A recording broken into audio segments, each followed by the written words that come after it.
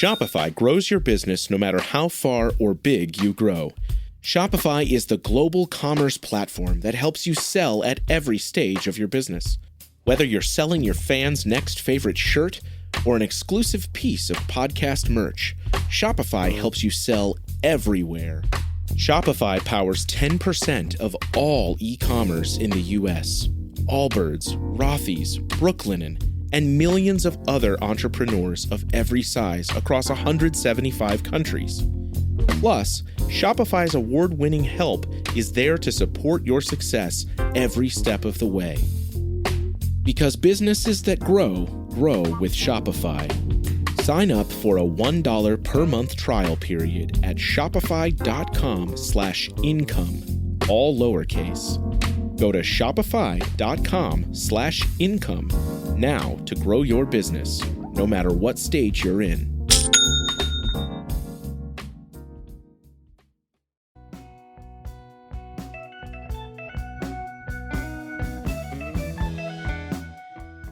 If you're headed out to shows this summer and you've never been to the venue before, the place you need to go before you go to the venue is venuelama.com. That's right. Venue Llama has all the stuff you want to know about the venue that you're visiting. What's the parking like? What's the ride share lot? What is situation? security like? We all want to know that. How many bathrooms has this place got in? Can you bring a water bottle in? Do you have to have a clear plastic bag, or what's the deal? See, all those things can be answered if you go on venuelama.com and you go on their llama base and look up a venue. You can look it up by state or the venue name. Yeah, the venue name. And all these reviews are done by us, people that actually know and go to the shows. It's done by the fans. And you can go over there to venuelama.com right now, sign up for your free llama account, and start rating venues today and sharing your insider venue info.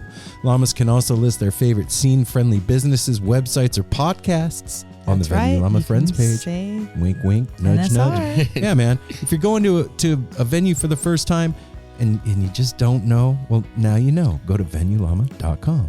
Everybody loves getting a new sweet, fresh tea, right? Hell yeah. Not sweet tea, but like a t-shirt. I was going to say, I love some sweet tea. I like Hey, sweet some tea. sweet But I like tea a new with tea a fresh too. tea. That's right. Go to shoptourbus.com or at shoptourbus on Instagram and check out the dopest Grateful Dead inspired merch on the planet. That's right. They got the softest tees, hoodies, funnest stickers, sometimes tote bags, and they have a cool new tee that they did for Porch Fest coming up at the end of this month, and it is a mixtape. So go on to Shop Tour Bus or at Shop Tour Bus on Instagram and hook up what you want for the summer. Freshen it up. Make sure you put in the promo code nosimpleroad with all one word. You're going to get free shipping from the folks over at Shop Tour Bus. And they also have that new design that has been up for a bit, the Box of Rain. It drops on August 1st.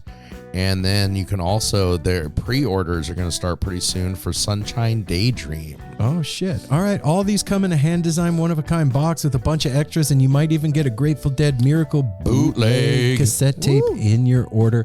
So go to shoptourbus.com, put in the promo code NOSIMPLEROAD, all one word, get your free shipping, and hook yourself up with a fresh tea. No Simple Road. Yeah, here we go. I know the road may seem to go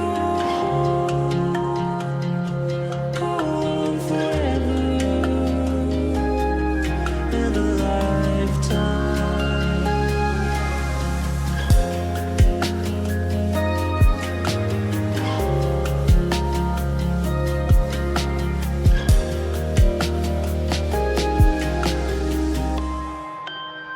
You just hit the mic, and then you're just supposed to have stuff to say. Like automatically, when I hit record, now I've got to say You're stuff. on. Say Yeah, stuff. that's it. So I guess that's kind of It's what just a like when you podcast is. clock into work, you got to be ready to work. But I'm not. When I ain't gonna lie. I gotta go in there and like get my head right for. It takes about 45 minutes. I if I'm can't being honest. I can't fake it. Once I'm in, I got to be fucking. Hey now, Super Bro family. This is Aaron, This is Mel. And it's Apple. and we're back for another episode of No Simple Road. Our guest this week on the show Woo. is the incredible Wow. artist AJ Masthay. That's right. Let me just say you're welcome right at the beginning, because what a fantastic human being.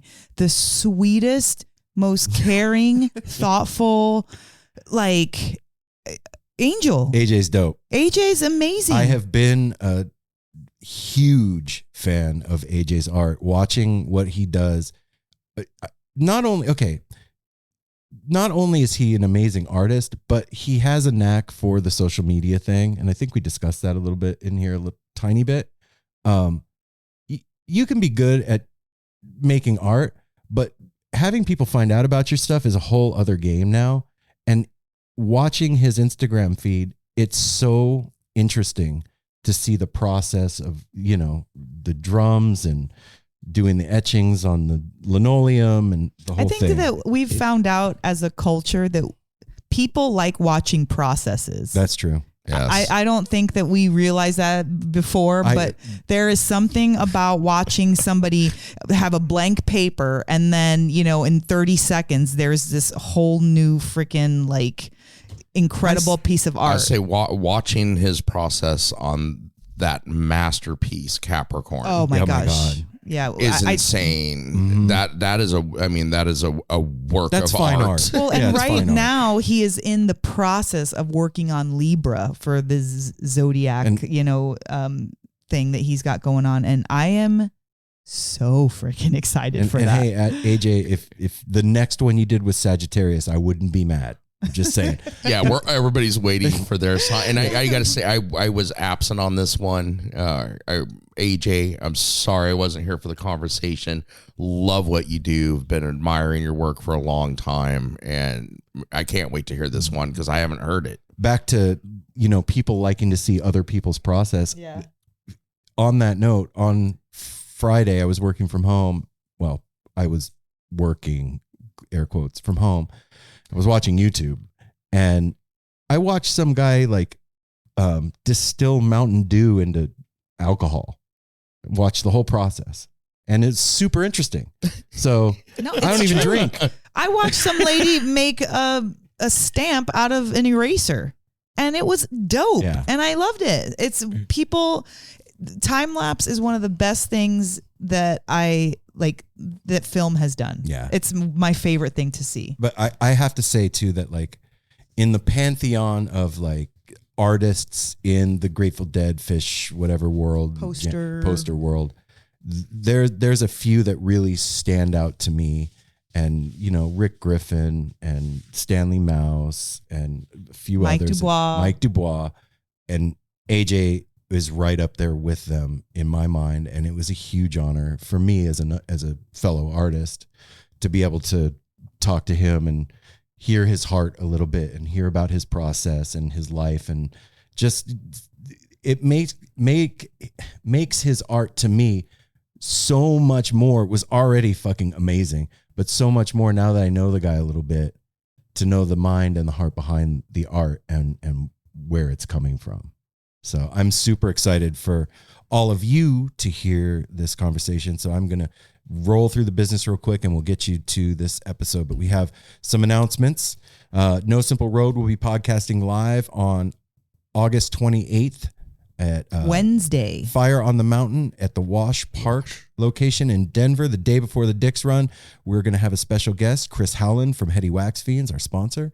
We're going to be doing Phish trivia. There's going to be some giveaways and prizes that we're doing. And I hope you all come down, have some chicken wings and have a couple beers and hang out with the No Simple Road family while we do our thing and include all of you in some Phish trivia. So get your nice shades on and get out there. Do your homework. Get read up on it. Listen to the band. That's right. Also, No Simple Road will be sponsoring. No, we're not sponsoring. We're presenting. Thank you. The Jaunties Pacific Northwest Run. That's coming up here pretty damn fast. Apple, coming up here. Dates? They're coming up here starting August 20th at the Ruins at Hood River, August 21st at the High Dive, Seattle, Washington, the 22nd, Volcanic Theater Pub in Bend, the 23rd, the Talent Club in Talent, Oregon, the Good Foot here in Portland on the 24th, and then wrapping it up at the 25th down in Eugene at the Big Dirty. Yeah, man. So No Simple Road is presenting the John T in the Pacific Northwest. We are super stoked to be doing that. When you go to the show, buy a poster. The background of the poster is looks black, but when you look close, it's a maze. So you buy the poster. You go to there's a website you get when you buy the poster. It gives you a black and white version of this maze that's on the poster. If you solve the maze, you send it into them and you're entered into a drawing to win free John T tickets for a year. That's pretty amazing prize package. Yeah. So when you go to the show, buy a poster is what I'm saying. Posters are sick.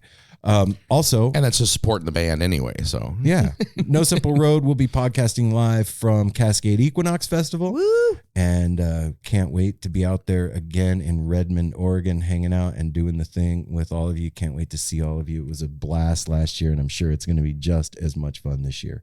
What else? Follow us on the social medias at No Simple Road. And while you're there, you can either click our tab or go to www.nosimpleroad.com and go down to our website. Get some merch. Get a tarot reading by Mel and I. We use the Grateful Dead tarot deck. You can get a 1-hour reading with me and Mel over Zoom. We'll send you the reading when we're done. You get a playlist based on the cards that you pulled. It's a whole thing. It's a whole tarot Grateful Dead thing that's happening with me and Mel and you if you decide to do that. Also, like I said, our merch is up there. And then you can also go to our tepid line, 971-808-1524. That's right. And that is the, as we always say, no operator standing by. There is no pressure. You can do whatever you want to do. You can just tell us a story, a trip report, a recipe, anything. You get it. Just call up. You got 3 minutes. If that's not long enough, which it's not for people sometimes, you can call back multiple times. Just do it. We love it. It puts a smile on our face and the listeners. And hey, just so y'all know, like, No Simple Road does cost $1 a month. I know that, like, you just went to your podcast player and you hit play and you're like, but I didn't pay anything. And it's still playing and nothing's going to stop it. It's the honor system around here. It's $1 a month. We're asking all of you to go to patreon.com/No Simple Road. Pay the $1 a month, man. It's less than a quarter show, 12.5 cents since we put out 8 shows a month. We're not asking a lot. That helps us keep the lights on over here and keep doing what we're doing. And you get all kinds of stuff. You get the Friday episodes a day early, ad free. You get Connor's picks, deep dives into the Jerry Garcia band, Grateful Dead world. You get Apple's picks, Andrew's picks, and Aaron's picks. Mel, we all throw things in there. Yeah, and then you're up to date. You're paid up. $1 a month and you got all that stuff. Boom. And you still get to listen to the shows however much you want. We are also asking all of you to go over to Apple Podcasts and leave us a review. We haven't had one in a month and a half. Dang. A couple months. Just saying. May 31st was the last one. No June, no Nobody July. cares. Come on, somebody out there. Nobody cares. Go over there, leave us a review. We care, but say, hey, I listen to No Simple Road every week. They're great. Or whatever you want. I don't want to put words in your mouth. Don't let me be that guy. Just you don't want to put words in their typewriter. And the most important thing that we always ask, and we know a lot of you are doing it, but we want everybody to do it. Tell somebody you love about the show. And we find out that is working when we go to stuff like String Cheese and get greeted by so many new people that we're not aware of. Yeah. So it is spreading. Keep spreading it. Tell the people you love about us. It's like mold. Or mycelium. It's the mycelial network of No Simple Road. It's like fungus then? Yeah. There's a fungus among us. That's right, everybody. So that's the business. We did it. We did it in record time today, I think. And we are going to get you to this conversation with AJ. All right? Everybody ready? I'm excited and ready for this. Are you excited to hear this for the first time, Apple? Yeah, yes. I'm sore that I missed this one. But yeah, kind of sore. Oh. AJ, thank you so much for hanging out and spending time with us out of your busy day. Excited for everybody to go to your studio because you have that coming up that day, your studio day. And can't wait to meet you sometime in person. Cannot wait. Yep. So I mean, I can. Well, you're gonna have to. Literally, wait. I can. Yeah, but we're gonna be waiting. But we'll I'm be excited. happy when it happens. Yeah. Without further ado, the No Simple Road crew gives you AJ Masthay.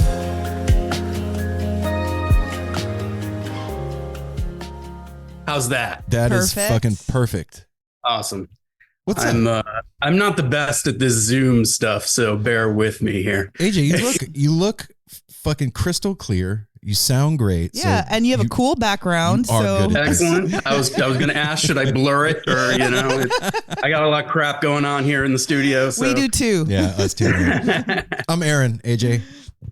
I'm Aaron as well, Aaron. So Oh, really? yeah, Aaron John is what the A stands Right for. on. So, yeah. I am not an Yeah. Aaron. I'm Mel. Nice to meet you. Hi, Mel. Nice to meet you. Good. Do you ever go by Aaron or always AJ? It's really funny. Half of the time I go by Aaron, half of the time I go by AJ, and it kind of tells me whether you knew me before the posters or not. Okay, Oh. that makes sense. Yeah. Heck So somehow when the poster thing started, I switched to AJ for whatever reason. I can't even tell you why. And it's all my old friends and family and whatnot. It's pretty much strictly Aaron. But poster folks, AJ. AJ, got Right. it. Well, can you talk about when that started? About how long ago that was? Oh, I can give you the whole history. Please do. That's why we want you on. Okay, cool. And Yeah. the long version, if you will. Yeah. Well, just Sure. Happy to. Yeah. I mean, it goes all the way back to seeing the Grateful Dead for the first time in 1992.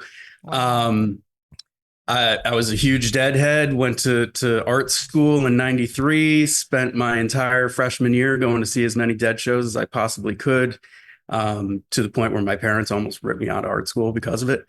And things went on and started going to Phish shows. And my wife is a huge Phish fan. And let me reverse. Okay. I was a printmaking major in art school. So I was very familiar with the printmaking process but more in the fine art side of things, like the galleries and that kind of thing. It was going to see Phish in Albany in 1999 that I walked up to the merch table and saw a Jim Pollock print and was like, oh my God, that's like a real linoleum block print. I was very familiar with linoleum block prints. Okay. And that's when it like clicked. Oh my God, maybe I can combine these two things and actually like do something with it. At the time, I was just trying to get to the next show, So As we all do. yeah, I started making lot art and was going around Phish shows, selling stuff in parking lots. And one thing kind of led to another. Is that stuff still floating around out there? We interrupt this amazing conversation with our friend AJ Masthay to tell you about our sponsor. Yes, that's right. Heady Wax Fiends is now part of the No Simple Road sponsor family. And what is Heady Wax Fiends, Aaron? This is a vinyl record collecting community with an in-house, independent, monthly mail order subscription. Yep. They deliver exclusive vinyl to your door every month and offer subscribers first dibs on small run exclusive variant albums and add-ons.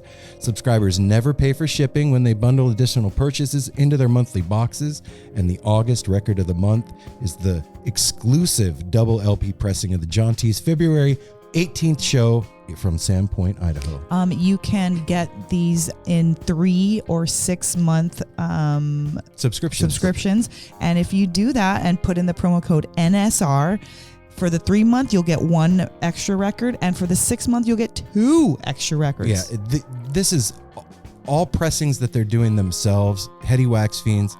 These people are music aficionados, not just jam band, but every music. I'm saying all over the world music, and they know what's good, and they're doing these pressings in-house and bringing you the best of the best. Go sign up with headywaxfiends.com today.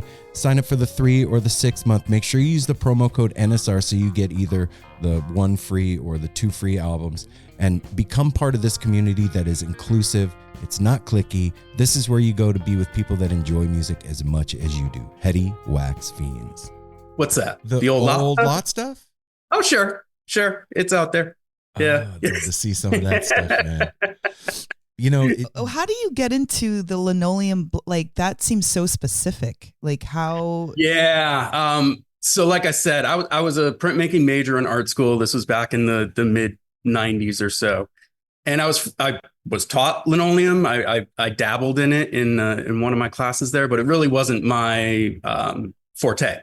that wasn't my focus. My focus was lithography, which is a completely different process.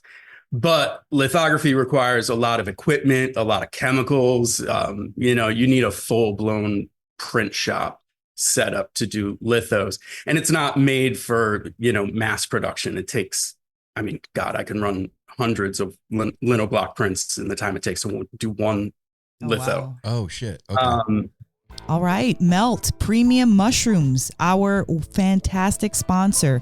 They are hooking you up with chocolates, gummies, and capsules if that's not your bag. The best mushrooms around. Yep. There is 4 grams of their sacred mushroom blend in every bar.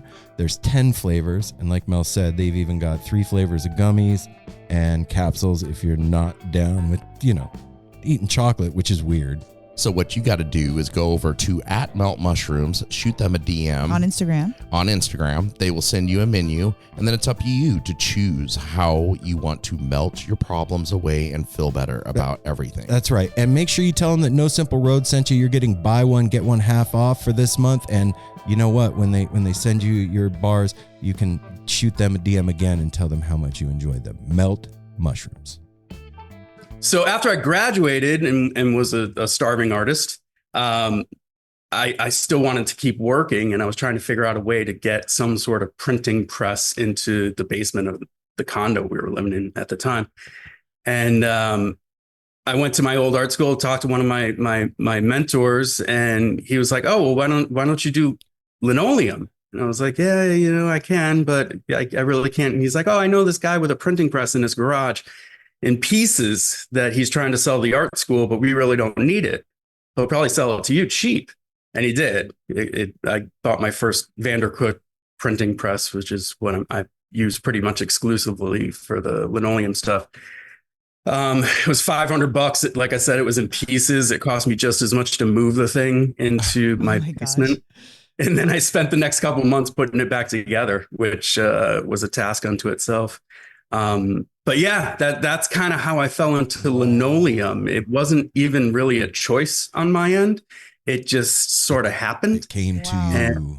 And, I don't know. That's kind of the story of my life. Things just come. I wish I could tell you this was some big plan that I had to, get into the dead world and all this stuff. It wasn't. It was just me following what the universe was kind of telling me to do. And I still sort of do that, to be honest. Same thing with No Simple Road, man. It's the best way to live. This was I wasn't sitting somewhere one day and was like, I know what I'm gonna do. Yeah, exactly. Come on. Plan. Yeah. Well, is it similar with your art? Like when you're gonna draw something or whatever, like, do you know it all? Do you see it visually before it comes out, or are you just kind of like going with the flow and then it happens? A little bit of both. Okay. If that makes any sense. Yeah. It's the gig poster stuff. I really do have to kind of sit down and chew on it a little bit before, kind of waiting for the muse or inspirato or whatever you want to call it. Sometimes it happens right away. Those are the best ones. Yeah. Sometimes it happens right away and I sit down to the drawing table and start working and I realize real quick that ain't going to work. Oh. The concepts for me are by far the hardest part. Same. It's coming up with a cool concept, something sort of a little different or, whatever, engaging, whether it has to do with the venue or the city or the town or, sometimes bands themselves have, the Dead has ridiculous iconography that goes back decades and decades. But yeah, for me, the concept is the hardest, and the rest is just kind of, I don't know, making it. I do art too. I'm an artist too. I went to art school as well. And I got to agree with you that the concept part is absolutely the most difficult part. Like once the concept is in place, then I can execute and it's not a problem. Mm-hmm. But getting to that place is super tough, man. And do you have like something that you do to open yourself to the muse to kind of when you get that process. Creative block, right? Yeah. The dreaded creative block, which is a real thing. Yeah, my go-to used to be taking the dogs for a walk. Okay. Yeah, we're in between the dogs at the moment, but I think when it really gets bad and when I find myself like trying to force something, that's kind of the worst feeling in the world for me. Yeah. I gotta get away. I'll leave the studio, whether it's go for a walk or go do something else or whatever. Lately, I got into meditation a couple years ago. I find that incredibly helpful for everything, not just the art. Physical stuff, like I've never been a real like workout physical kind of guy, but I got a Peloton a couple years ago and refused to let it just sit there. So I've been trying to stay at that, and I find that super helpful. Really? I mean, it clears your brain. I mean, if you're on a freaking bike or doing whatever or working out and struggling, like you're not thinking about art anymore. You're really not. Yeah. You're not thinking about anything else except, oh my God, I have 5 more minutes of whatever. I'm gonna die. You're in the moment. And I think that's part of I mean, obviously it doesn't work every single time, but I think just getting out of your own head, that's when the muse can kind of slip in and give you a little treat. Yeah. But yeah, I wish there was some like, okay, all I have to do is these 3 simple steps and I'm going to have the next concept. No, it ain't like that. No. And it can happen. It can come from anywhere. It can happen anytime. It can be sitting watching TV with my wife. It can be, like I said, I used to go take my dogs for walks on the river, and I would have my best ideas while I was out there. Where are you? I'm in Connecticut. I'm in West Hartford, Connecticut. Oh, okay, cool. Where are you guys? We're in Portland, Oregon. Oh, nice. Yeah. I've never moved out to Portland. I need to. No? Come on, man. Oh my gosh, you'll get Yeah. You got some goose shows. West is sort of that last corner of the country I haven't seen yet. I need to get out there. Yeah, man. You'll definitely be inspired here for sure. Oh, I can only imagine. Yeah. Hang on a second. Sorry, Hold on. My camera's lost its goddamn mind. Hold on. I think we need to go closer. There you go. There you go. There you go. Oh, yeah. Okay. You know, the concept part of the whole thing is huge.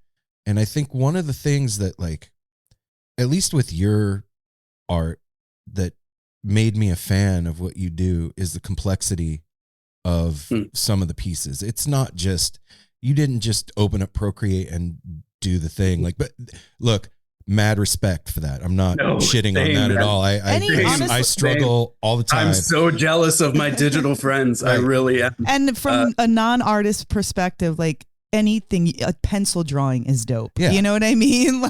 But like with the stuff that you do, when I look at it, I can't even tell what the medium was. Do you know what I'm saying? Like, there's so many different things. Like the one you did recently with the with all the gold foil and the gems and like. Oh yeah. That's my new love. Like what? Like, talk to me a little bit about that, man. Like doing a piece like that, there's so much to it and there's so much room for error. I would be terrified to do some shit like that, man. So I'll give you a little history on what you're talking about is egg tempera, which is an ancient media. I mean, it goes back to medieval times. When you think of the high Italian Renaissance, that's egg tempera work. It's like Botticelli and Frangelico and stuff like that. It's a beautiful, beautiful medium. It is insanely tedious and it takes forever to do paintings. It's inherent to the medium itself. My mentor back in art school, Fred Wessel, is an absolute master at egg tempera. He was a lithography professor there. He took me under his wing, highly influenced by the Italian Renaissance, has done workshops in Italy for the past 30 years or so. When I was in my junior year, I actually went to Italy with him, fell in love with the medium myself. But it doesn't lend itself to commercial work. You can't do gig posters in egg temperate. I'm working on my next piece right now, and I've literally spent the past 2.5 days working on a little section this big, and it's nowhere near done. And that's just how the medium goes. But yeah, it's nothing more than egg yolk, water, and ground pigments, and that's it. Whoa. Yeah, it's super, super old school. It is. You talk about digital versus analog. It doesn't get any more analog than this. I mean, I literally make the panels that I paint on. You make the gesso, you make the panels, everything. So for you, is it the process of it that you love so much? Like, what is it about that medium specifically? It's the process. It's the meditation of it. Oh. You cannot be distracted. I can't be answering emails while I'm painting. I can't be doing anything else because it's all about the touch, as they say. Your paint has to be just right, with just the right consistency. The dressing of your brush, meaning how much paint is actually on your brush, has to be just right in order for the medium to work. So I think subconsciously, I like it because I really can't do anything else while I'm painting. Everything else, like usually when I'm drawing, I'm working off monitors, so I have my email right there. Things are going bing bong all over, and I'm always being distracted, and that's fine. I've learned to work with that with the linoleum medium. With egg tempera, I have to shut the world off, and I find the older that I get, the more I'm like happy to do that. Yeah, no shit, man. It's like art within. brother. It's like art within art, because you're creating a piece, but like the artistry of how you're creating it is just as important as the end result. It is very, very technical. It's probably one of the most technical painting mediums that I'm aware of. I've never tried oils, believe it or not. So I can't speak to that, but yeah, it's a beautiful medium. It's not something you hear about a lot in the art world anymore. Contemporary wise, I mean, I don't know if you're familiar with Andrew Wyeth. No. He worked a lot in egg tempera. There's a handful of people out there still working in the medium, but it's beautiful. It's there's something about it that if you saw the gold gilding with the gems and everything in it, it's if you see it in person, photos don't do it justice. I can say that with most art, but especially with egg tempera, it's all about layering color and really thin, diluted. They liken it to stained glass. Oh. So when you're looking at an egg tempera painting, you're really looking through hundreds and hundreds of thin layers of color that all kind of work together and create this just beautiful image. It's like the most psychedelic thing you could do. When done right. Yeah. When done right. I just wonder about the layering, because you layer with your linoleum blocks, right? Like how, I mean, clearly it's got to be just your brain too, but how do you know? How do you not mess up? Or maybe you do and we just don't know because That's you know not how on to. the reel. There's a little bit of that. So, I mean, that was one of the things I did learn back in art school, being a printmaking major, was reduction prints. And I started doing reduction prints because it's easier to carve the plates, believe it or not. For those that aren't familiar with the printmaking terms, basically linoleum block prints, it's a giant sheet of linoleum or however big you want your image to be. And you're carving away that linoleum to create a printing surface that you can then ink up and pull a print off of. The best way to think of it, we all made the potato stamps back in like elementary school, right? Yes. It's that, but on steroids, right? So in order for you to have multiple colors, you have to have multiple plates. So most of my prints are somewhere in the 7 color range. To carve 7 full size 18 by 24 plates would take forever. Right. What you can do are what are called reduction prints. So I'll take that one sheet of linoleum. We good? Yeah, Go we're ahead. Yeah, good. keep It's going. just we're so you're fuzzy. trying to. Oh, I'm God. trying to defuzz I was like, myself. stop. There we go. That one sheet of linoleum, I'll carve away everything I want to stay white, the color of the paper, right? Print your lightest color. So let's say yellow. Okay.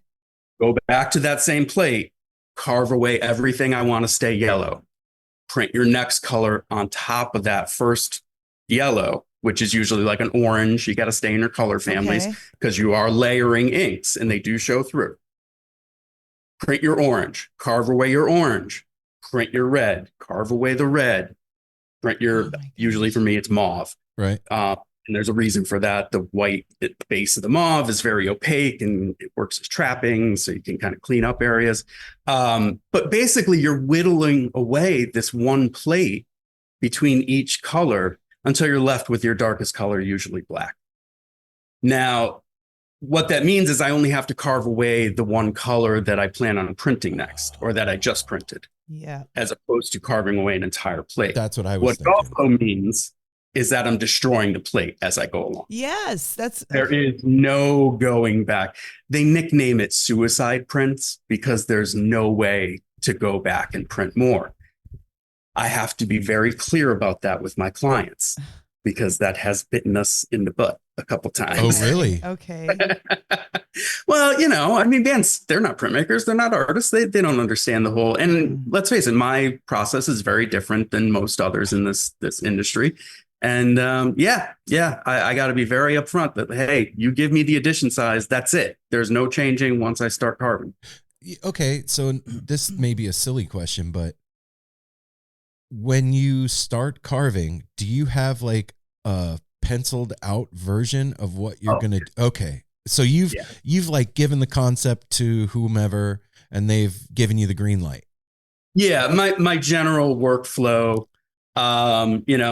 get hired for a gig, I'll work up a very rough pencil sketch, to size, because that's just how I work. But I'll work up a pencil sketch, proof of concept, figure out the text, all of that stuff. I'll send that to management or whoever. Right.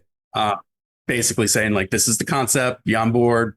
Next step, I take it to color, which means I will redraw the image, but then go full color with pastel pencils and charcoal.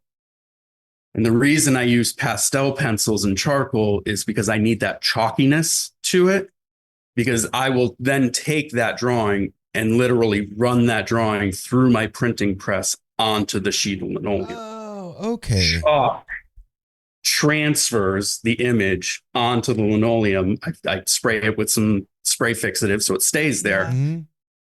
So not only does it show me where the colors are, it reverses that image for me because the plate itself is a reverse of the image you want to finish. So when I'm carving text and things like that, I'm carving it in reverse. Backwards, yeah. Exactly. Whoa. That's a whole other Your brain is amazing. That's dude. like patting your belly and your head at the same time, what? Honestly, I'm so used to it at this point that like, it's just second nature now. But it's. So what do you do with that it final? Goes back to that. What's up? What do you do with that final carved out block of linoleum? Plates? Yeah. Sometimes I sell them. Collectors like them. Sometimes, I mean, I have stacks and stacks and stacks of plates in my studio. But Wow. Some are more interesting than others. A lot of the times, especially on the fine art type things, they're so carved away by the end, you can't even recognize what's to begin with. But you know what I'm curious about, AJ, is like, okay, we're here now and you're making all this incredible stuff. But there was a time when you were Aaron and Aaron decided to go to art school, right? What made you want to go to art school, man? I've been drawing since I was a little kid. Were you the doodler? Oh my God, yes. Yeah, me too. I couldn't pay attention to any class. All my notebooks were full with doodles. But even before that, I mean, my mom still has a Spider-Man drawing I did for show and tell in kindergarten. So I mean, it goes back way, way far for me. And I give my parents all the credit in the world because they were so supportive in my artistic endeavors. Even when they did threaten to pull me out of art school because of the Grateful Dead. But it happens. It happens. It happens. But yeah, I've always been drawing. I've always been that kid back in school that was always in the art room doing whatever. There was no question for me. It never even crossed my mind to do anything other than art. What about I did a lot of other things in order to, live. Right. But yeah. So what about now? Do you ever think like, oh, I'd like to do this? Or are you like, dang, I know, like, what you're here for? Because it seems that way. Oh, yeah. No, I know my purpose. Yeah. I art is always going to be part of my life, whether it's, my profession or not. Yeah. But I also have a lot of hobbies. So I keep myself very busy, often too busy, I find. But yeah. So, I mean, of course, I understand, and probably most of the folks that are listening understand, but just curious, like for you, man, what was the thing at that Dead show? What got you? Yeah, well, I say my first Dead show was 92 Giant Stadium. Okay. I didn't actually see the Dead my first 2 shows. I got kicked out of my first 2 shows. What? Yeah. Oh, I mean, this was back in high school. We were stupid kids, But I went to that Giant Stadium show with a few of my buddies. Didn't even know what I was getting into. The whole parking lot blew my mind. Everything blew my mind at that point. But I don't know if you were around at shows back then, Yep. but the thing to do back then was jump over. If you weren't on the floor, you would jump over the wall and get on the floor. Yep. So me and all my buddies, we were up in the nosebleeds in Giant Stadium. We were like, let's go. And okay. I was the sacrificial lamb that got thrown in a headlock and like dragged out. Whatever. It's fine. I had a blast in the parking lot. Anyways. Then the next show was MSG in like 93. And I mean, I don't know how much you want to get into that. I was in a different mind space at the time. Of course. And for whatever reason, lit up a bowl, and I didn't even realize there was a security guard like right in front of us. What are you doing, man? Yeah, that one, I also got escorted out. But yeah, dude, everything about the scene. I mean, it's for back in the 90s. I don't know, man. I had never experienced anything like that where you could literally go into a parking lot full of people, Giant Stadium, and essentially feel like you could walk up to anyone and give them a hug. Yes. That's what kind of sealed the deal for me. Like it was just, everyone was so welcoming and so inviting and so non-judgmental. I was always that black sheep, weird art kid back in school. So like, I was friends with everyone, but like never fit. The Dead scene was just like, oh my God, this is my place. I so much like yes to all of that. Yes. Well, so all these years later, being able to do art for like some of the most important Dead related stuff, man, is that some kind of like, nod at yourself, your inner self? You kidding? Absolutely. What the fuck? It still blows my mind Right? to this day. It's ridiculous. Because we could just talk about it like normal, but that's a fucking big deal. You're like, in your teens doing some crazy shit on lot, and now you're in your shop making these gorgeous prints. The thing was, I wasn't even in my teens. I was in my 30s when I was doing stuff in the lots. Yeah, this wasn't until the lot stuff didn't really happen. I started doing the fan art Phish stuff in the early 2000s. So I think like 2001, Trey did like a solo tour. And that was the first time that I was like, all right, I'm going to try to like make something. And I did. I actually snuck back into my old art school print shop and at night and like ran it on one of their etching presses, which if my old professors knew that, they would have killed me. But whatever. total renegade, you know? Yeah. But yeah, so I did that, and they sold like crazy, and that's what kind of turned me onto it. And then Phish, you know, did the breakup thing. Yeah. So I was like, okay, you know, I had a full-time job at that point. I was working at a university, basically in fundraising. I was like, okay, that's cool. We'll figure out something else. And then it was when they came back in 2009 that things really, really took off for me. How did that happen, AJ? Like, when you're looking back, can you see the steps that kind of got it there? Yeah, to a certain extent. I was very lucky. This is when, you know, really the internet was kind of, it was before Facebook. It was before, I don't even know if MySpace was around at that point. It was like Yahoo message groups. Yeah, I remember that shit. AOL Messenger and like stuff like that. And there was this one website, Terry Weedock's Phish Posters, something that became like a go-to for any. I was collecting posters. I forgot that whole thing. I was collecting posters before I was even making them. Okay. So my wife Kara and I, we were running to shows. This was back before like it was guaranteed that every show had a poster too.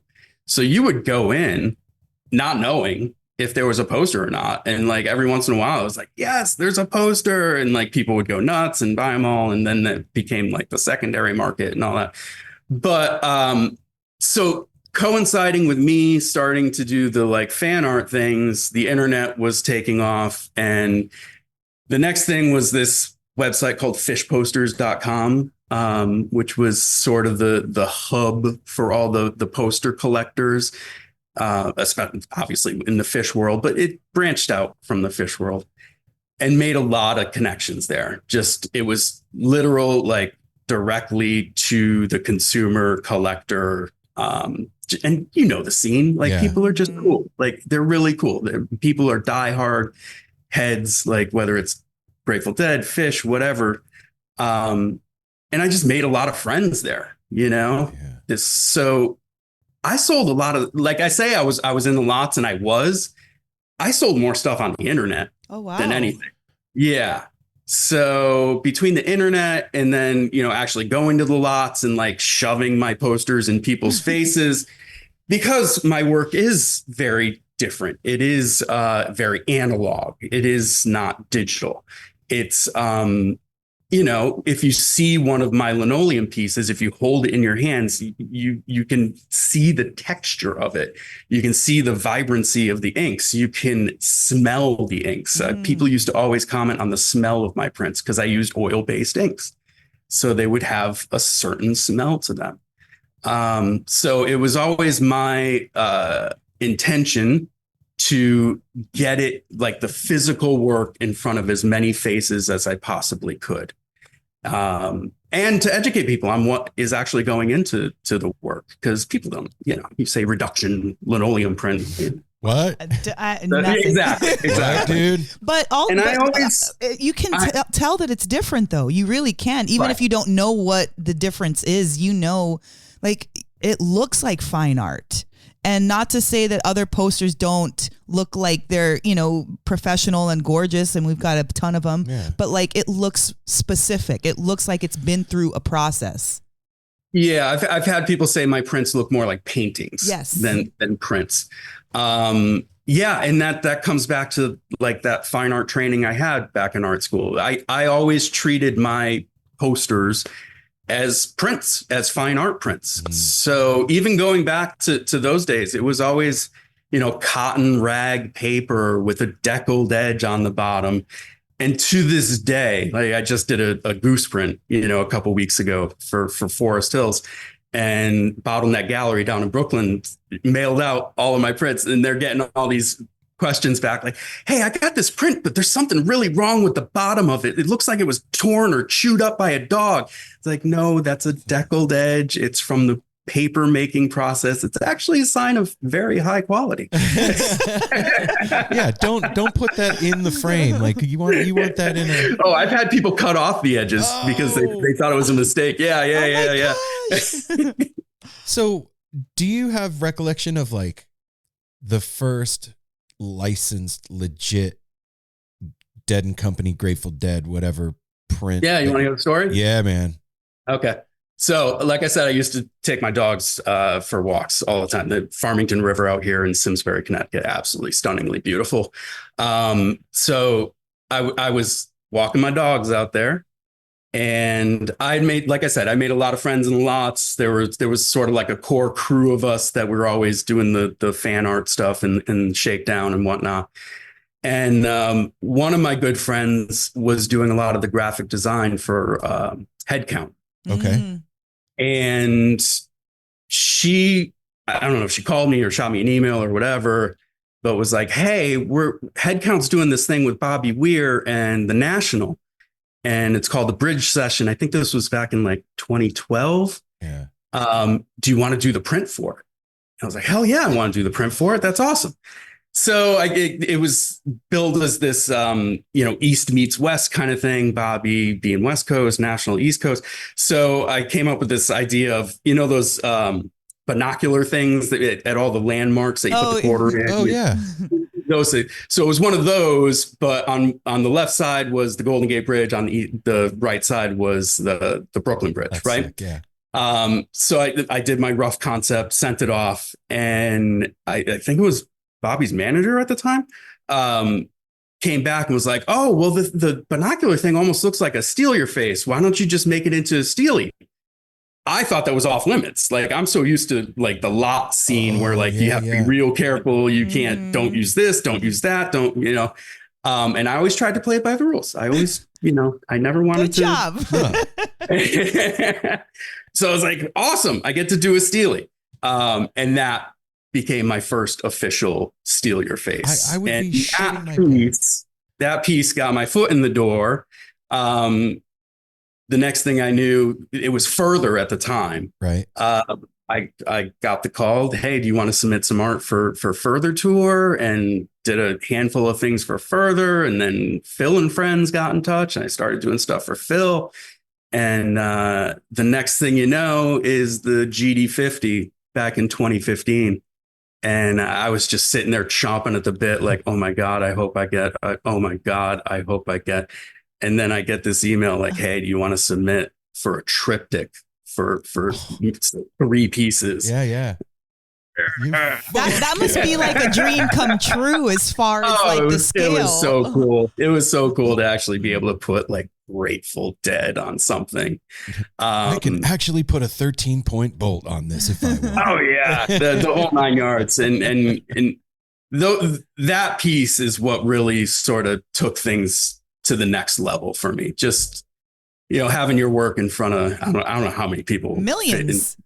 Soldier Field there, but yeah, it was 75,000. But then after that, you know what I mean? Like since then, like people know you but don't know who you are. You know what I mean? Like they'll see your art and might not know. Which is fine. Yeah, right?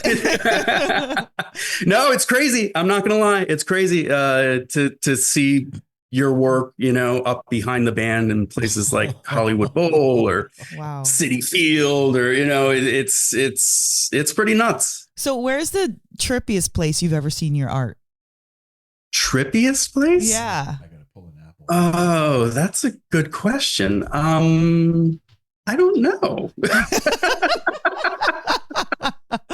Well, that makes sense. I mean, you don't know everywhere that it's turning, where people. Yeah. I mean, I don't know. You don't know. That's good. Fine. You don't know. Yeah. Let me chew on that one. Well, that's all right. Aaron had to run to the bathroom, so we're good. Oh, no worries. Yeah, trippiest place. Well, just maybe somewhere where you feel like venues and things like that. You know what I mean? Like, yeah. I've been in the coaster world so often. It's like, well, no, they're at the merch table. Okay.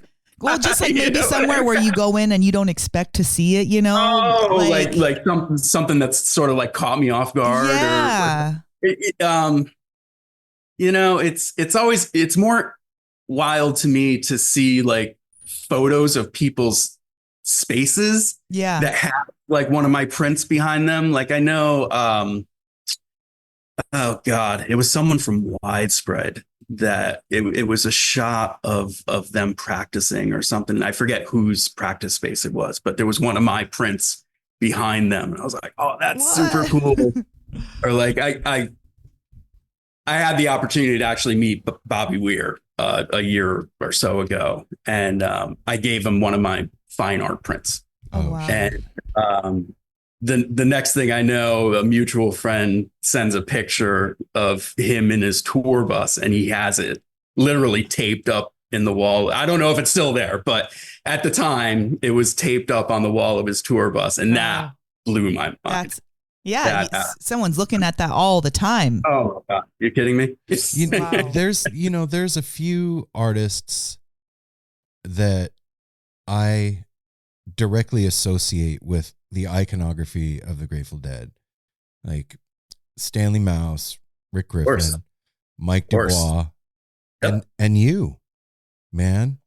Like it's a thing. List to be in, man. It's a thing now, man. And I think like you're in art school and you're doing the thing, go to shows, and then all this happens. Like, do you look back on everything and see where everything is and just like, are you in awe of the thing? Yes. Yeah. Yes, I am. But I will say, when you're living it day to day, you can take it for granted sometimes. And I do have to step back and, do like the sort of pinch yourself sort of thing. And remember, like, I am so fortunate. I am so lucky to be able to do what I do. And when I'm having those creative block days or whatever, the painting's not going well or the concept's not coming, right?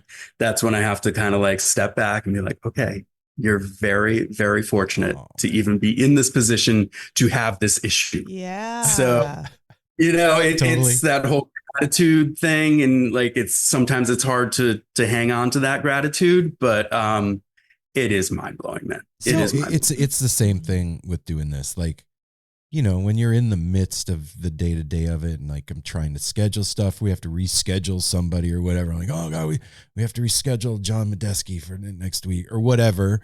Yeah. And I'm all frustrated, and these guys are like, what's your fucking problem? And whatever. Well, because I think sometimes when you go so far in your craft, and you said it a moment ago, like you've been doing it, so it's not a big deal every day, but it is. But it is a big deal every day. But you can't live like that, because then you get hung up on yourself, you know? Yeah, and that's the other thing. Like, I try to stay as humble as possible, and I know that one stupid move and this whole house of cards can come falling down on me. Especially these days, man. That's honestly how I kind of look at it. Like, I feel like this whole thing is a dream, and it's all just gonna go away someday. Maybe not the healthiest way to look at things, but it keeps me sort of pushing, if that makes sense. Like, I never want to like rest on my laurels kind of thing. Yeah, man. And I get bored too. So like, I always want to do something different or try to push things, or it's I get bored. You're busting your ass in that shop though, man. Like, that's no joke.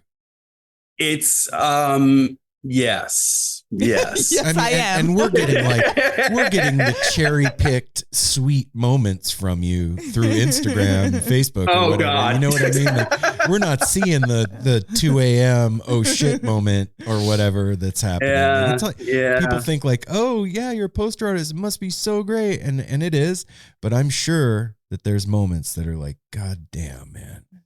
We've had our handful of challenges here in the studio for sure. For the longest time, it was myself and my printer, Kate Lennon, who also went to the same art school as me. And for the past 8 years or so, she's been really the one sort of at the helm of the press. So when we were running the insanely large, 1,500 print editions for Dead and Company that were these 7-color linoleum block prints, this medium is not meant for that sort of production. It's just not. It's so physically intensive because, like I said, every color of every print is a separate run through the press. Yeah. So when you're talking those numbers, I mean, you're up into the tens of thousands of cycles of a printing press, and you're physically working that press. You're moving these print racks all over the studio. It's physically demanding. So yeah, Kate has since left the studio, so I'm solo now. She's off to grad school, which is awesome for her. Right on. Not so Shout out, awesome Kate. for me. Not so awesome for me, but I've been sort of shifting things anyways. You've seen it with Dead and Company for the past couple of years. The numbers for them have just become unobtainable with the linoleum medium. Right. So I've shifted my work more towards what are called giclées, which is basically a fine art archival inkjet print. Okay. Very common in the fine art world. But what that allows me to do is, instead of, the linoleum style where everything has to be like hard edges and one color or another, there's no gradients, there's no shading. It allows me to do things like you can kind of see in the corner there. That's a piece, Morning Dew, in colored pencil. It allows me to work in infinite colors and have infinite shading and really sort of work the way I used to back in art school. Right.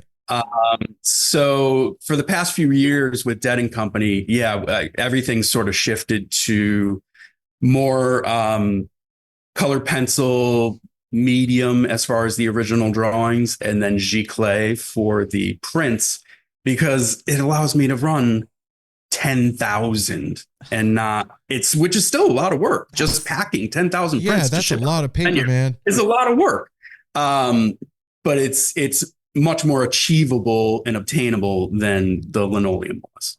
So the linoleum's still around, it's just even now that it's just me here running the presses, like I'm telling bands, like I can't do more than 200. That's just my limit.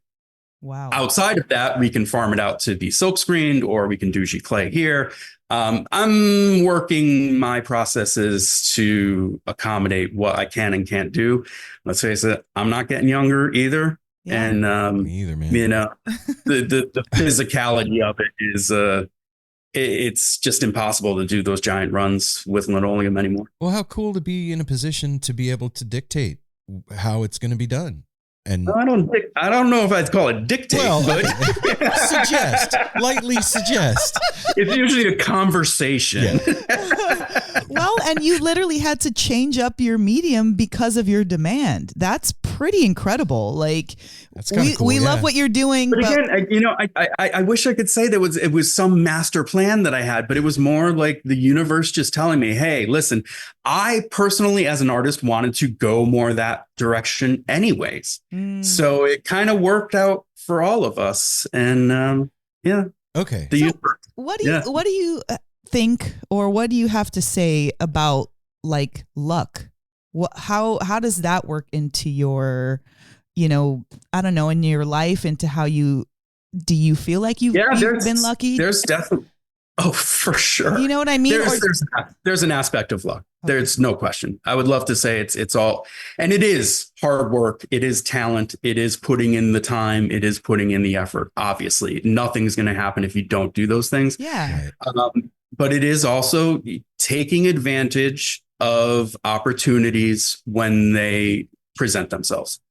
And I'm a little bit more exclusive now in what I say yes to. Yes. I'm trying very hard. Back when I was starting, I would do anything and everything that would possibly grow my audience or put my art in front of people's faces. I didn't care what it was. I didn't care if 3 people were going to see it. I'd do it. Right. I was very motivated to get the work in front of eyeballs. And, is that luck? I don't know. Is it, I do think there's an aspect of luck involved in everything, but I think it's also important to see these opportunities when they do present themselves and capitalize on them. Right. Well, I just say that because, luck and magic are kind of like those types of things that we'll say, but what is it really? You know what I mean? If I knew, we wouldn't be sitting here. But that is a part of your... I guess, so for me, like the luck, I was very lucky that Headcount thought of me when it came to that bridge session. I was very lucky that when GD50 did come around, because I didn't I wasn't guaranteed to get a slot in that by any means. I was very lucky to get that call, but then being able to like really not be a deer in the headlights when you're presented with a project like that and really, take it on and put everything into it, which I did. I was solo at that point too. So running those prints, it was, don't quote me on this, was a while ago. I think it was like 1,200 prints for each night. So 1,200 times 3 times 7 colors for each one. Oh my God. So let's do the math on that. I mean, and me solo running all of those prints. I mean, that edition literally almost killed me. Both physically and mentally. Like I didn't go to Fairly Well because like I mentally couldn't handle it at the time. Wow. It's very stressful, very demanding, but awesome. And you delivered. So grateful you did for the it. thing. So very, very grateful for it. Wow. Okay. So I'm curious about this. Like for me, my first show was in 89. Nice. I toured 90, 91, did tattoos in the lot and whatever. Nice. And then, years later, the Grateful Dead was the only music I would listen to.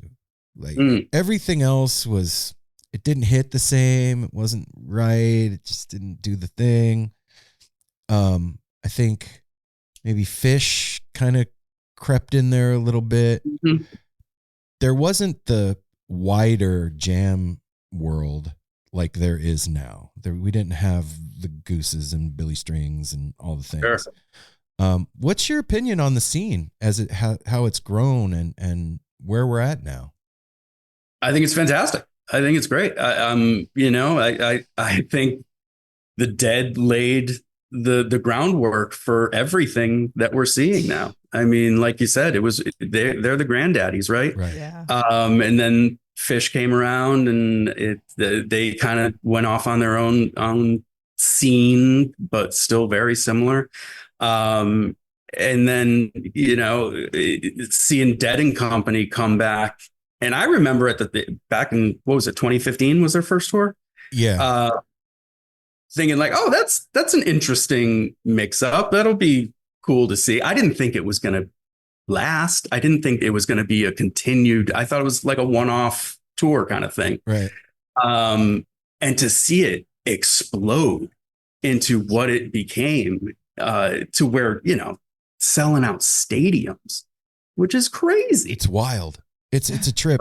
I saw a post. I think it was our friend Toon, who's also an artist. Maybe it wasn't. I don't know. But he's younger. I think he's in his early to mid 20s.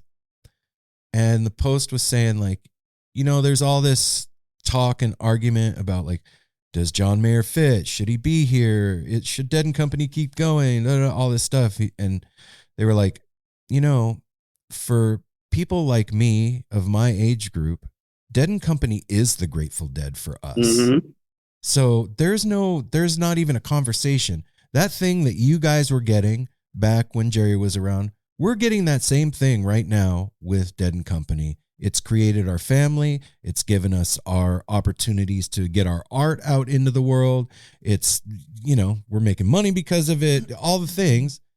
And I think that's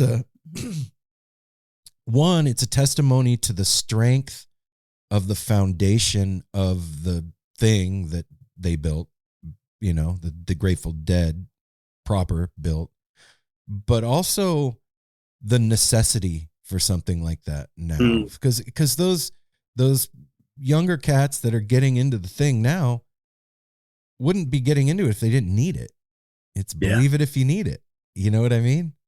I saw that same post and it warmed my heart. Right? It really did.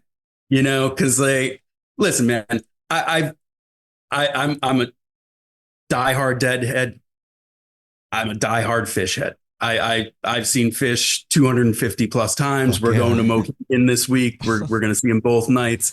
I love them both.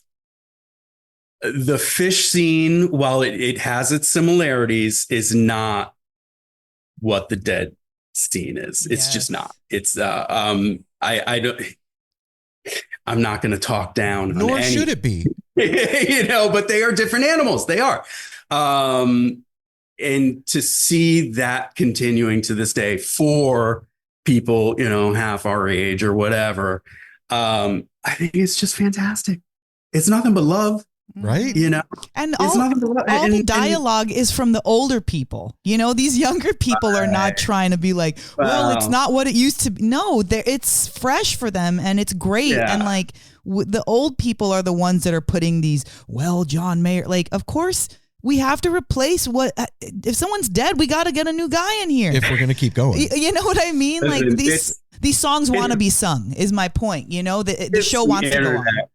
Haters are gonna hate, and like no matter what happens out there, there's someone that's gonna be absolutely critical of it. But like you said, I mean, Jerry's gone. He's been gone for a long time now, and as much as I still love the man, I mean, I'm surrounded by drawings of him right now that I've done and have been lucky enough to do for the Garcia estate. John Mayer can rip, man. Fuck yeah. The guy can play guitar. I don't care what you say. Mm-hmm. And dude, Bobby's still up there doing his thing, and it's just a beautiful thing to see it. And like Mickey, and it's awesome, brother. I'm 52, and there's some days where when I wake up in the morning, I'm sure I'm dying. I'm sure that this is it today. I'm 48 and I can say the same thing, man. Before I have coffee, it's fucking iffy most days. To be 80 years old and get up there with his fucking kettlebells and stuff, dude, like doing his workouts, like my God. Never mind Phil. Phil's what, 84, 85 now? I mean, my God. And he's still like schooling younger warriors. Cats. Yeah. Absolute warriors. So you're going to see Phish this weekend. Yeah. What's one song you want to see? Yeah. Oh God. Oh, I used to chase so many songs. I don't anymore. I'll be honest. I haven't even heard a lot of the new Phish stuff. So I'm kind of interested to hear like some of the new. I know the new album just came out and all that. So I'm interested to hear some of the new stuff. I don't know. I'm just going to be happy to see him again. It's been a while. So what were some of your old jams that you were waiting on? Oh God, I loved all the old weird stuff. Like for the longest time, I was chasing Harpua. Me too. Decades. To the point where like I didn't hear it and they broke up. I'm like, oh fuck, I'm never gonna never getting a fucking Harpua now. The same thing with the Grateful Dead. I never heard of Terrapin. I never heard of Scarlet Fire. I never heard of Dark Star. I mean, I only got to like 30, 40 shows or something like that. But anyways, so yeah, Harpua was a big one for me for the longest time. And then they came back and I caught like 2 or 3 of them at this point. So it's like, awesome. I can't even think off that. What's the new one I really like? I like Mercury. It's really good. That would be sweet. Did you get to see the Sphere at all? Any of the shows at the Sphere? I have not gone out to the Sphere for Phish or the Dead. Yeah, I'm okay with Vegas. It's not my favorite place in the world. That's we moved. We're from Vegas, so we understand. Okay, no offense. No. We got the fuck out of there, man. Believe me, I get it. Vegas is great for a lot of things. And when we went back to the Sphere to see them, I had a really new appreciation for Vegas. I never hated it. I raised my kids there. I hated it. I grew up there. I'm not from there, but I grew up there, and so. It's cool for a lot of things, but it is not cool long term, and it is not cool for everything. And a weekend to see Phish or the Dead, yay, thumbs up. A lifetime to be in that kind of environment, it's fucking hard. It's a hard place to be. Couldn't stand Vegas. When we went back, we did 4 days we did the 4-day run of Phish, and when we got home, I was like, wow. I really appreciate our hometown now. And Mel was like, what? I was like, yeah, man, I could have walked down into that lobby in my underwear at 3:00 in the morning, smoking a cigarette. And they would have been like, sir, can you just go back to your room? It would have been no big deal. You could do whatever you want. there, basically. Oh, it is. And you're It is good to basically go. law. Yeah. It's the service industry, you know, so they're ready to give Right. you and let you do whatever you want within reason. Hospitality. Yeah, I love Yes. it. You know what you The said? last time I was there was when did Phish play Halloween? 2014. It was that thrilling, chilling. Oh yeah. That was 14 with the haunted house stuff. Yeah. So Kara, my wife, and I, we were in San Francisco. I think they played in it was a Berkeley or something. I don't remember. We were in San Francisco. Oh, I think it was for the Trips Festival, the poster event that goes on out there. Yeah. Went out for that, went to Yosemite for like 4 days and just were in this like blissful national park, Yosemite. I'd never seen it before. It was just absolutely nature's wonder. Wow. And then we drive to Vegas, Contrast. which is about the most opposite you can get of that. And everything's just plastic and cigarettes. And I was like, Phish is awesome, but I'm not pretty coming good. back here. What you said about chasing songs, like I've got a couple that I'd like to see, but I always say I don't give a shit if they play Happy Birthday for 4 hours. I'm just stoked that they're playing music. Yeah, man. as long as everyone's having a good time and everything's fun, and even Phish, I mean, they're still going. See it still and having fun up there, and like it's awesome, man. I have a very unpopular opinion about Phish and where they are now. I think that they are the best they've ever been right now. I think what we're getting with that band is them operating on a way higher frequency than they ever were operating on before. They're, Trey's sober. We're getting like clear shit through them. The energy that comes through them is this like fire hose of joy. Well, and it's 40 years of experience to boot, right. And that 40 years of playing with the same people. So not just experience on your instrument and your music, but like as a couple and, not a couple, quartet. but as a quartet. Like, from being married, the longer you're married, you've got this secret language. You can look at your wife and not say nothing, and she like goes get the car keys. You know what I mean? Like there's something telepathic, yeah. Right. So when you do that musically, like there is something, and especially with the crowd also, they're another additive. They're waiting for these things. It's something that is probably the coolest thing I've ever witnessed. And as much as I love, the Mango Song and Lizards and all Goofy Fish, Yam and whatever, much as I love that's what initially drew me to them. The new album, I think, is like lyrically the best I've heard as far as like leveling up frequency wise. Maturity. It's there's some deep shit in there, man. And like very, profound for the world that we're living in right now. It's a real reflection of the time that we're in. And this, let's be real, shit's weird.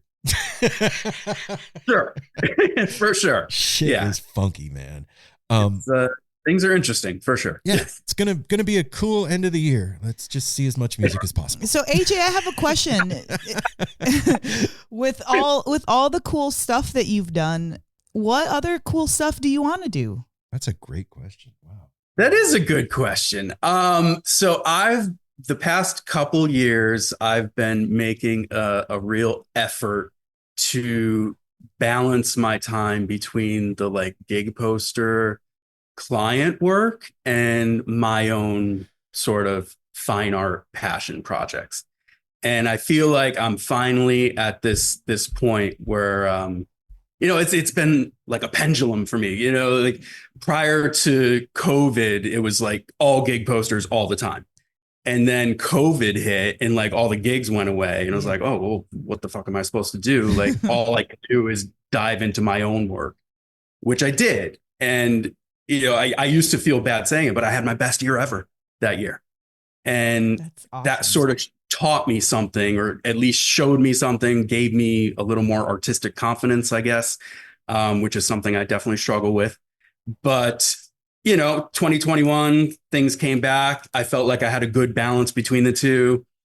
And then like over the next couple of years with Dead and Company ramping up the way they did, especially 2023, that final tour, everything kind of shifted back to primarily gig posters. This year, like the sphere is more or less wrapped up for me at this point from the artistic side. And I sort of told myself, like, the rest of the year, I'm just going to do my own stuff. Oh, that's so cool. And I've been saying no to a lot of things. That's a powerful word. That's a really powerful word. No, that's something that I'm learning, and it's taken me a long time to have the confidence to like say no. It's true, because I remember when we first started to change, No Simple Road, we weren't always interviewing musicians. It started out very humbly. We're interviewing each other, our friends, local people that we think are interesting. And then when we started to interview musicians, then we just started to do everything. We were going to all these festivals, all these concerts, doing anything and everything. Almost died. And it was so fucking exhausting, dude. Like, I never looked as haggard as I looked during those times. I mean, to myself, you know what I mean? Energetically, I can just, know what like you can look the same on the outside, but it's how you see yourself. And like, I really had to be like, Aaron, dude, we cannot say like no more, because unfortunately you're not catching our third person, Apple. He's here. He's out at a concert. He's at that farewell festival. But like we all collect, and they're in their 50s. I'm in my 40s. Like I feel like I'm in my 60s now. What are you doing?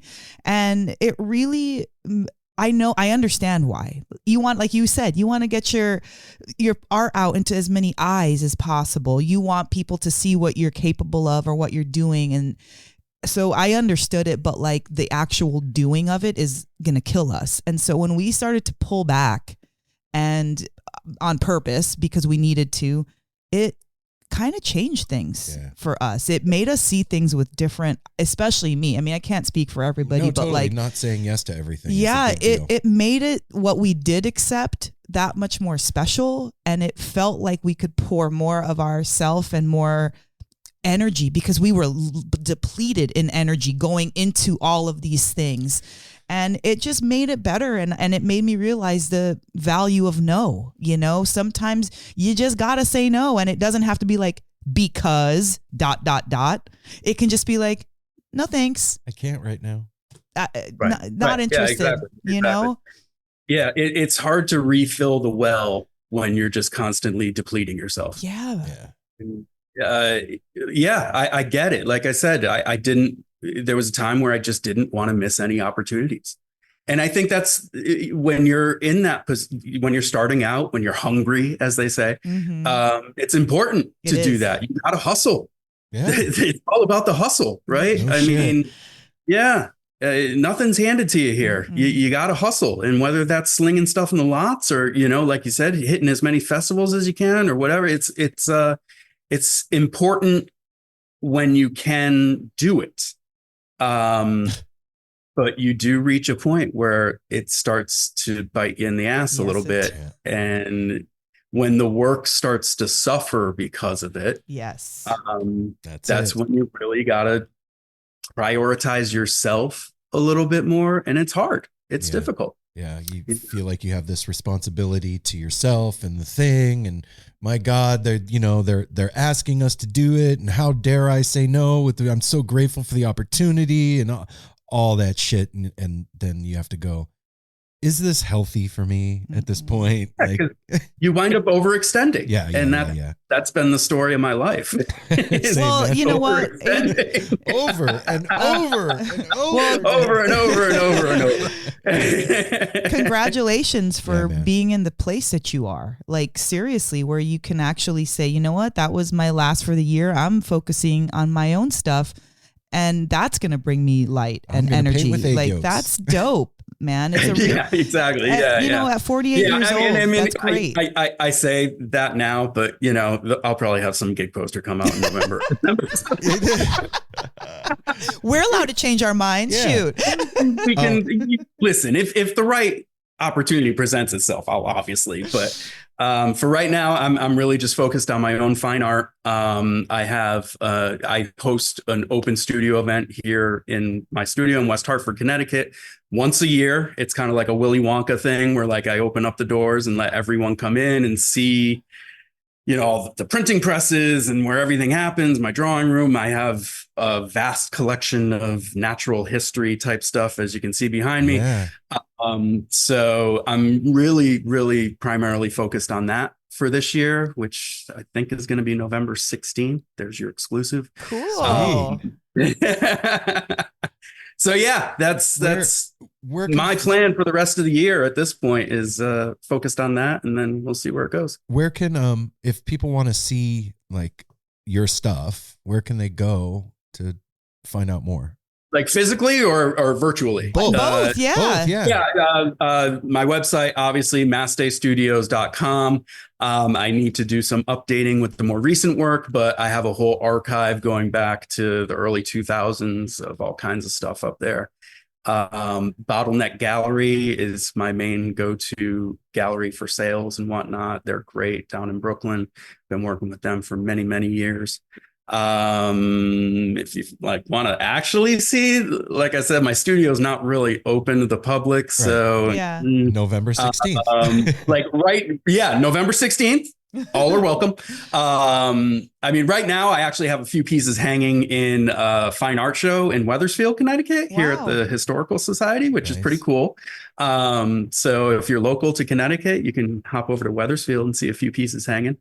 But otherwise, yeah. Right on, man. I and hope that is it the Capricorn? Yeah, Capricorn's hanging. I just have to say that's the most beautiful thing I've ever seen. Like truly, what so Aaron much. showed me, like, hey, we're gonna have AJ on the show, and he pulls up this piece of yours, and there's a feeling that I get when I saw it. Like it feels so special and magical and like just beautiful and like when you look at a sunset, when you look at a gorgeous redwoods, like it's like a breathtaking thing, and I wanted to share that with you because, there's art that's beautiful and great, but this was really something.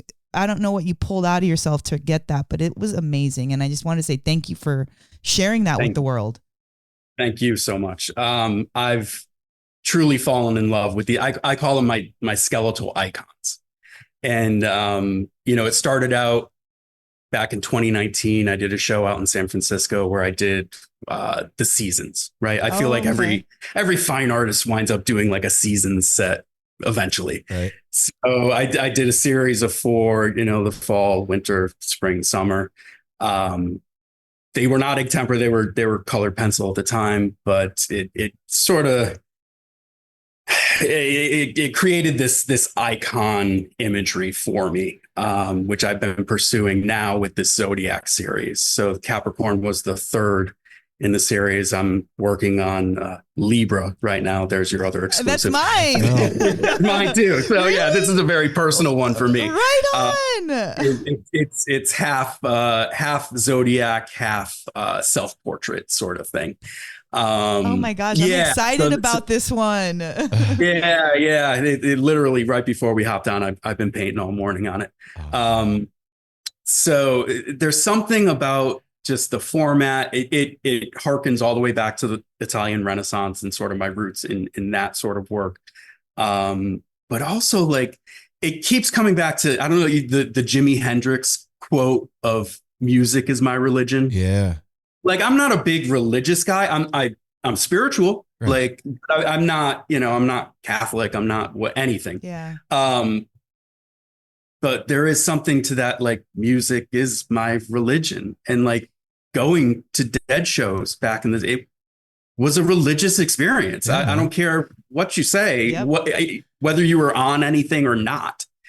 You can't go to these concerts and not have some sort of, I don't know, feeling, for lack of a better word.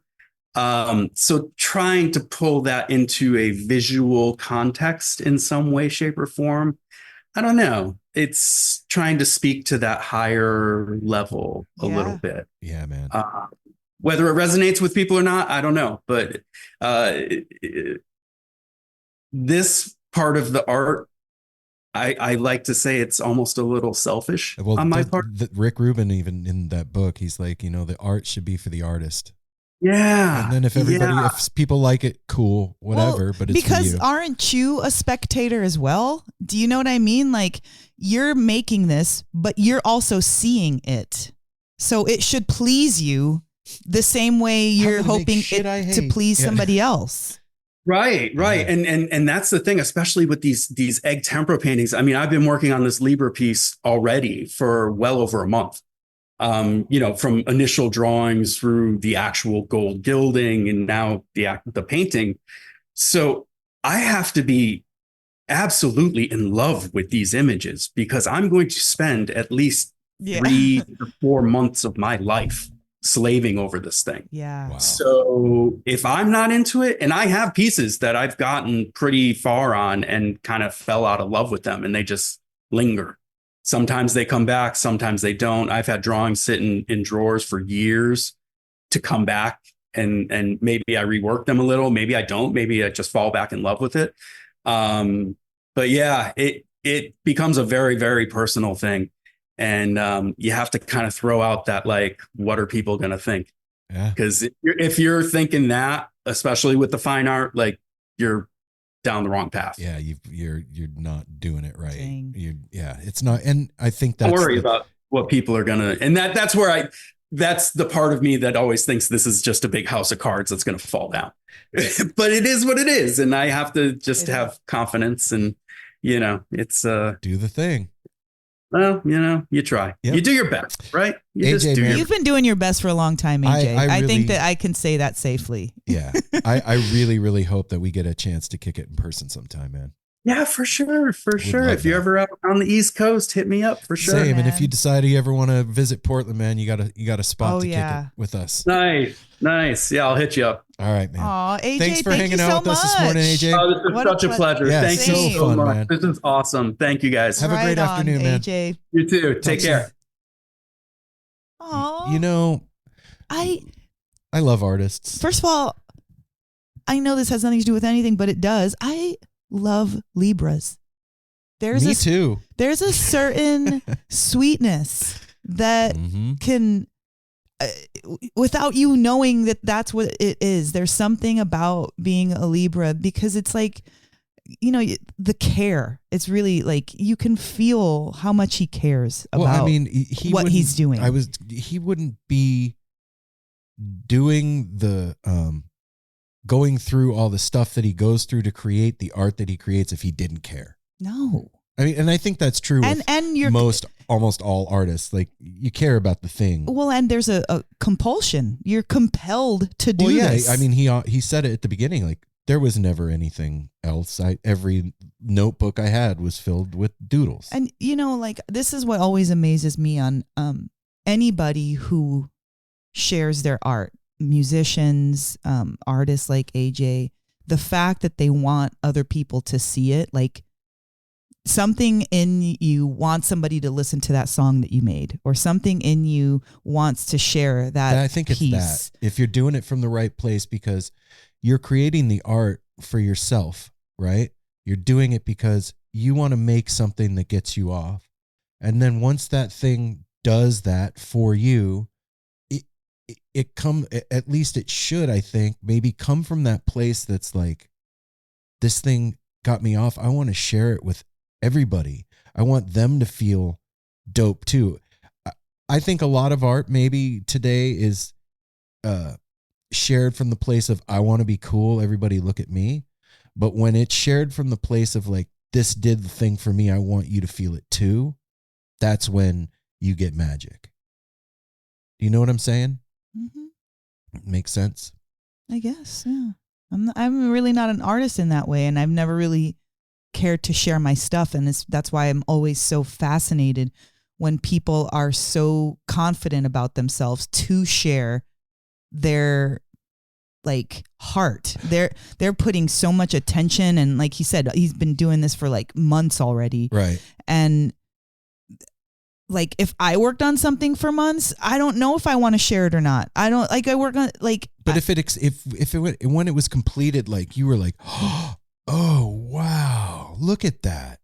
But And again, it then goes back to confidence and like I don't know, like why do people want to give a shit about what I'm doing? Like I always think that. I always think that is in regards to a medium. In regards to a medium, you know. I mean, I can honestly say, like, at the beginning of doing No Simple Road, my focus was on the finished product and what people would think of it, right? Mm-hmm. And somewhere along the way, it was the same with playing guitar. I always would stop because I wasn't good enough, because I wanted other people to think I was good. So it wasn't necessarily for yourself. Yeah. And then at some point, I mean, both things turned inward, and it was like, no, this thing is for me and it's exciting.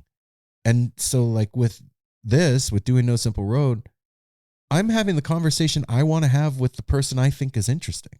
You, me, Apple, we do the thing together. Mm-hmm. And I'm not even thinking about, like, I wonder what people are going to think about this conversation when it's over. I'm like, that was dope. I'm going to share it. But now, okay, you've got over the hump of, should I share it or shouldn't I share it? I'm always, like I said, flabbergasted that somebody will create something and immediately want to share it. Like, that in itself, to me is like a huge confidence. That's like, a magnanimous heart when it's coming from a pure place. That's like I said, that's pure. No, it's not about purity or not purity, period. I'm just sharing something that, like, look at this. Like, I want you to hear that. That right, that's what I'm saying. I got you. It's not about, it doesn't have to be spiritual or the coolest thing or the worst thing. I'm talking about just the fact that you want other people to see it, period. Yes, period. You want other eyes or other ears on your medium. That to me is incredible, because I don't feel that way. I hide all of my things. You do. Like, nobody knows. I have some really dope stuff that I just, and I'm not saying this to, like, for people to, like, be like, Mel, you should share. No, this is how my brain is. No, I got you. It's just how it, to me, his artistry is also in the fact that he shares his art. That's true with all artists. I know. Yep. It's but like doing this, No Simple Road, I still haven't gotten over that part. Well, I mean, think about the collage you made for Adam, and, like, that's art. Which we're going to mail out today. Straight up, that's art. It's one of the coolest things I've ever seen you make. And I even said to you that day, I was like, how does it feel to be an artist? And you're like, well, I've been one for a long time. Well, okay, but even, I'm glad you brought that up. Perfect example. I do think it's beautiful. I definitely put a lot of love into it. But, like, I don't care to show anybody that. I want Adam to have it. I'm not like, oh, let's make prints and I'll make birthday cards of this or what, like. Which you could. And that's what my client, Susan, she's always like, Melanie, you need to print these. You cannot just give these, you're giving away art. And, and I'm like, I know this person deserves it. I don't, like, I guess I just never, because I've never seen myself as that, whether I am or not, it doesn't matter. That's not the debate. It's always been like a private thing for me. Let me ask you a question. If we worked in the garden together outside and we planted daisies, right?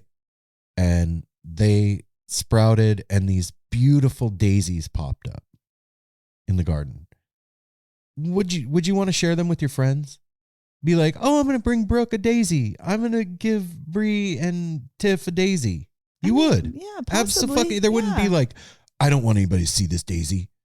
I don't give a shit if anybody Wait a minute. It's not that. It's not that black and white. It's not like I don't want any. It's not that way. If somebody happens to see a collage or something and like it, cool.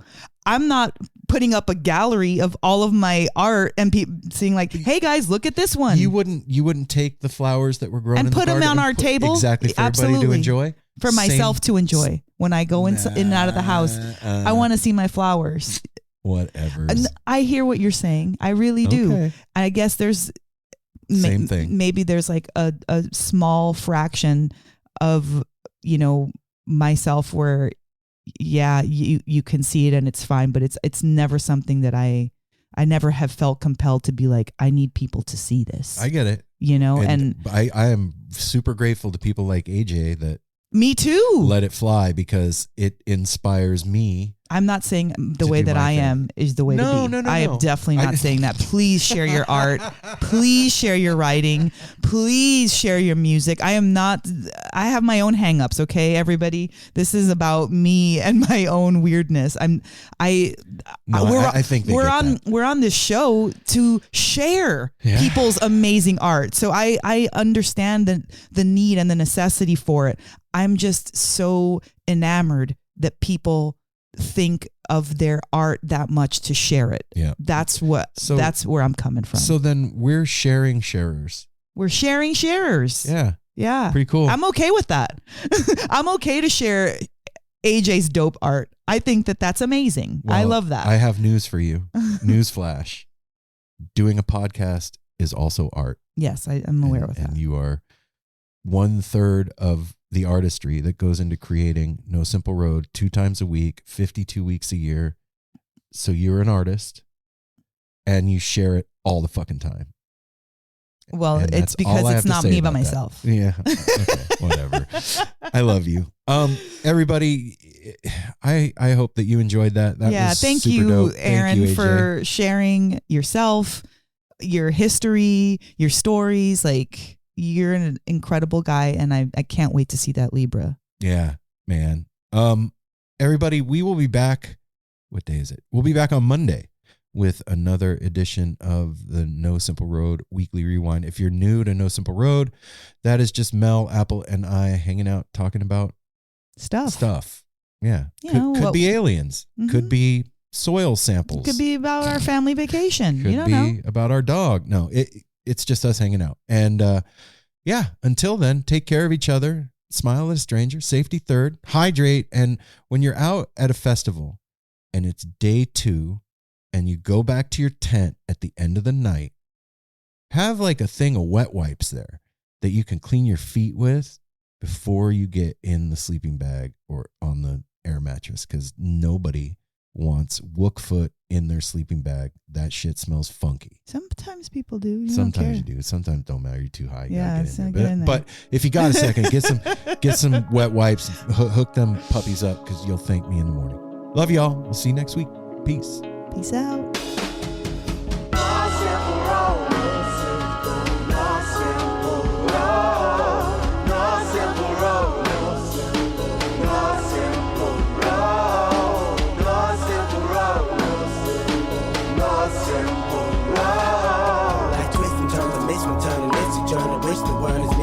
But it's a burden. Family needs has been deferred, and hella means been the earth, and alchemy can bring the birth, the melody of a newborn.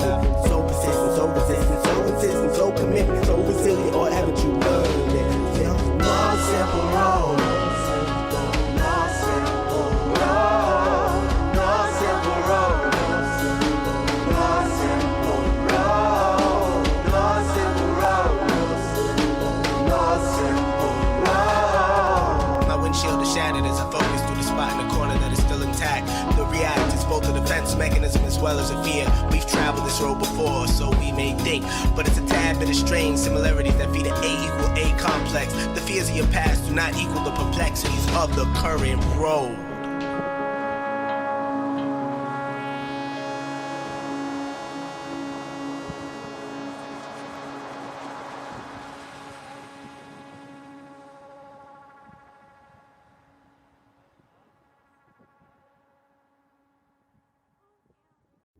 Hi, this is Henry Kay, host of the #1 music history podcast, Rootsland. Come with me on a journey to Kingston, Jamaica, where we explore the world of reggae music and the untold stories of some of the genre's greatest legends. From the ghettos and tenement yards where the music was born, to the island's iconic recording studios. We are so excited to team up with Osirismedia, the leading storyteller in music, because as you'll hear, sometimes the story is the best song.